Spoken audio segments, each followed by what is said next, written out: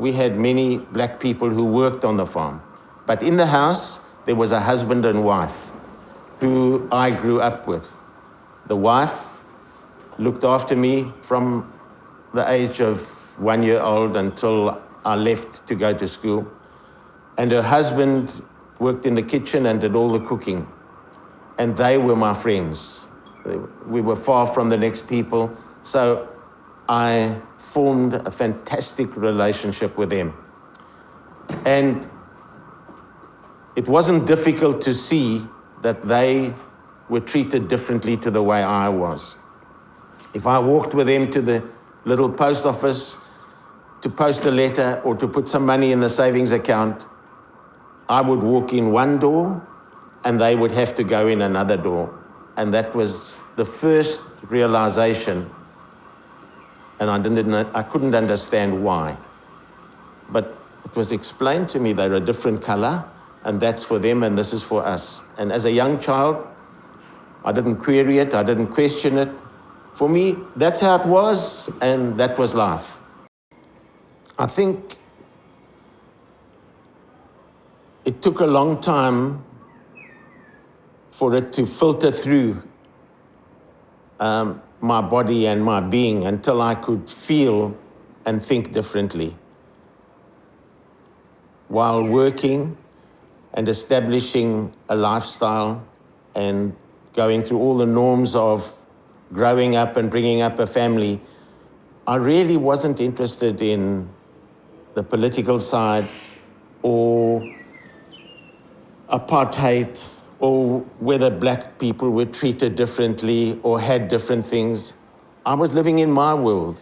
I was doing what I felt was important for me in my little enclave and didn't see the bigger picture or get involved in I had no time. So much, much later in life did it really have an influence on me.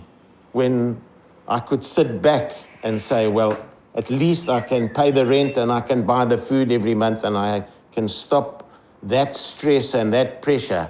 Could I look at the broader picture and say, gee, this is really not right.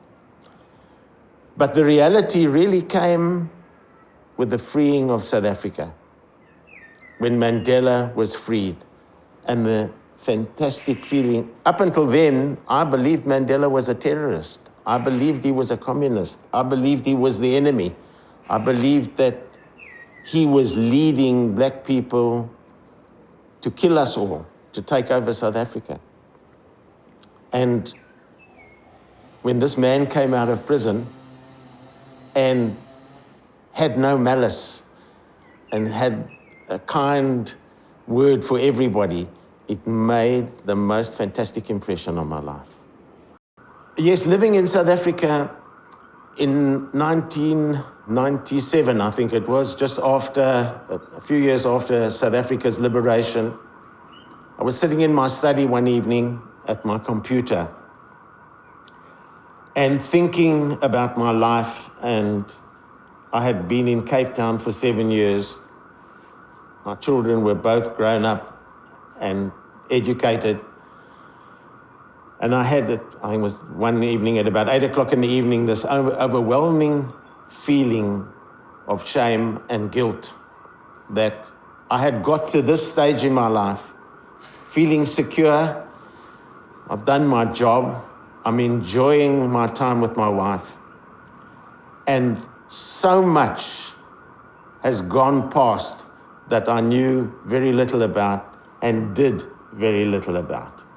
And with this exhilaration of the new South Africa and freedom of the ANC and of all the black people and being one country with 50 million instead of 5 million, I felt it was important somehow, some way, to rid myself of this guilt. And maybe a good starting point would be to write it down. And came across the Truth and Reconciliation site and decided to pen a little note just to say, yes, I'm one of those that feel ashamed. I'm one of those that did nothing. I'm one of those that didn't see it and didn't get involved, and I'm sorry.